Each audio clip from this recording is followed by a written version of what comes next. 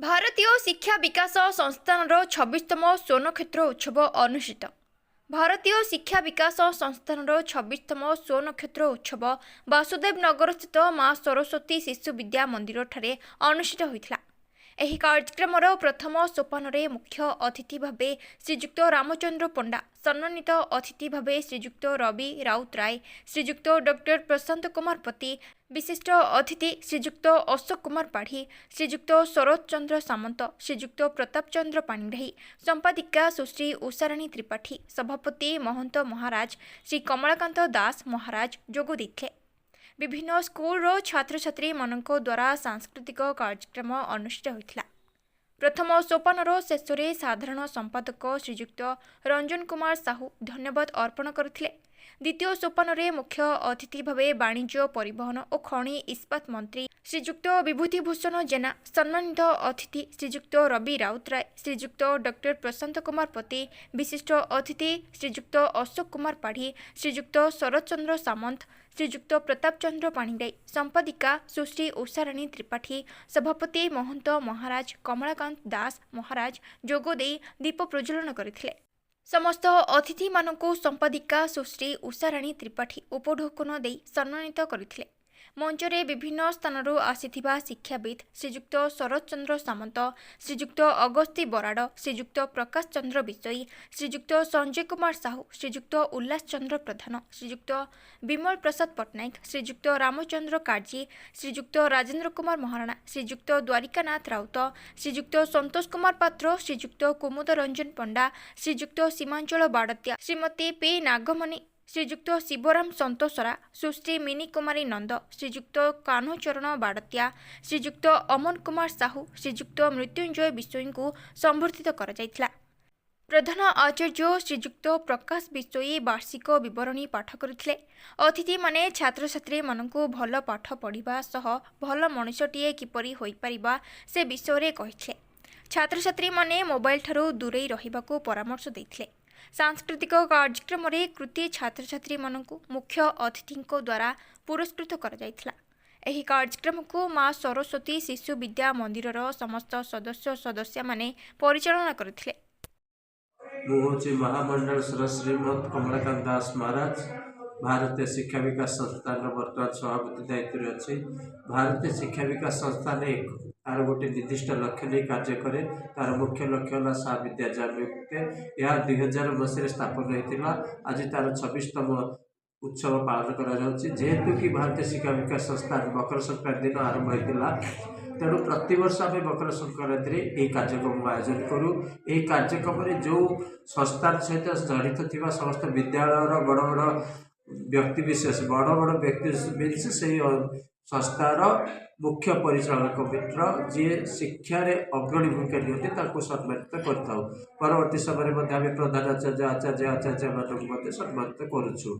एवं भारतीय शिक्षा विकास संस्थान मूल भित्तिभूमि है भारतीय संस्कृति।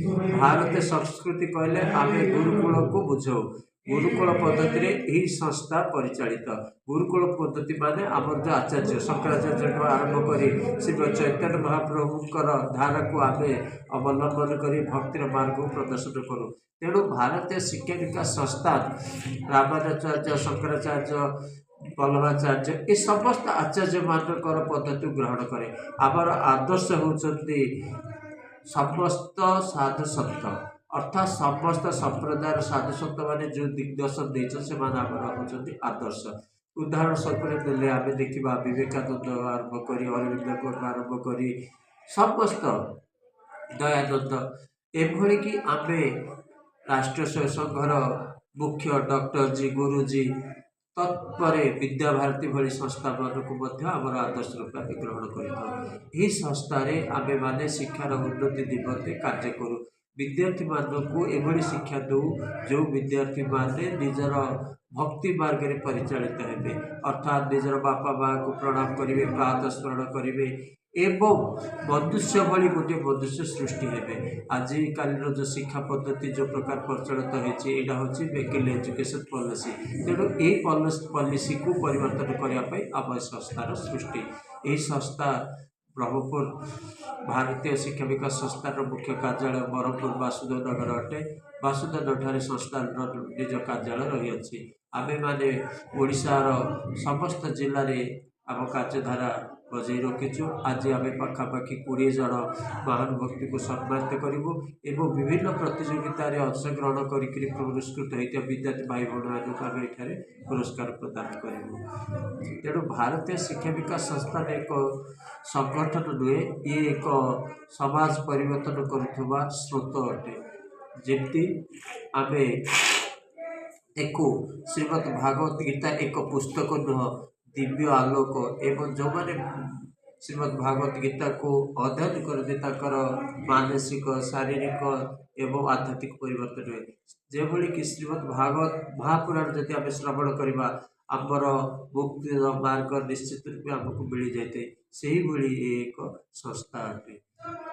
तेणु भारतीय शिक्षा विकास संस्थान तरफ आमर आज उपस्थित खबर एवं विभिन्न न्यूज मीडिया भाई भौणी को बहुत बहुत धन्यवाद। जय जगन्नाथ। अभिभावक मानकर आमर वार्ता होची जे पिला को एक सुचिंतित शिक्षा पद्धति रे नाम लिखतु, कारण पिला को डॉक्टर इंजीनियर लेक्चर वकिल करदे बा राजता करदे किसी लाभ नहीं। से जिते उच्च शिक्षित होती से पाखे आदर्श न थाए, बापा माँ को छाड़ी दिखती एवं अन्य स्तर बसवास करते। से वृद्ध बापा माँ शेष जाकि वृद्धाश्रम रहती। यह बड़ विडम्बनार विषय वस्तु। कहीं आमर शास्त्र शिखाए सर्वे बहुत शीघ्र सर्वे सत्य निरामय सर्वे भद्राणी पश्यतु माँ कश्चित् दुःख हुए। तेणु आम समस्तर भल देखा समस्तर भल। मृत्युंजय विषय भारतीय शिक्षा विकास संस्थान शारीरिक प्रमुख आज आम भारतीय शिक्षा विकास संस्थान 26तम स्वर्णक्षेत्र दिवस पालन हो।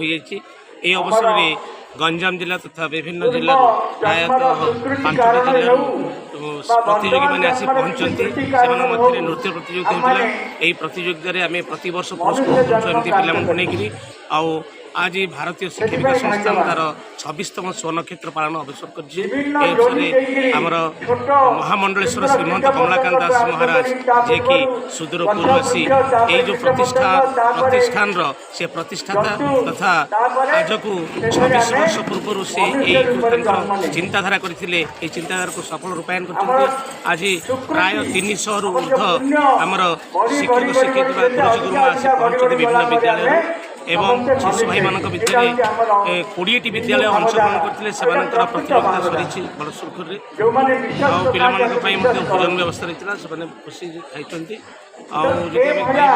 कटक भुवनेश्वर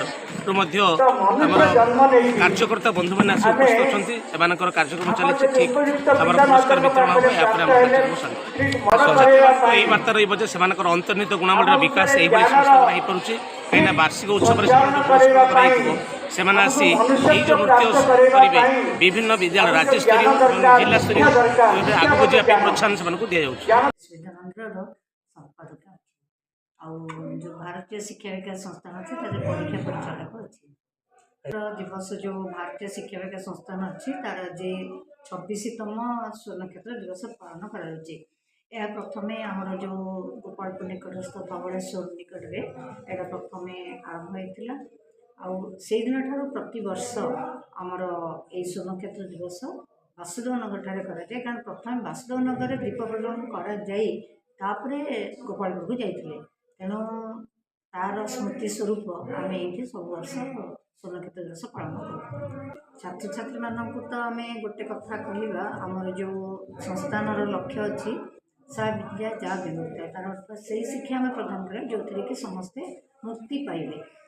अर्थात आम ये जो गुरुजी गुरुमा अच्छु से माने बा आमर जो ये संस्थान जो मैंने अच्छा से माने ठीक से पिला को पाठ पढ़ेवा एवं पिला माने केमती भल मनीष होती सेटा को आम चेष्टा करवा।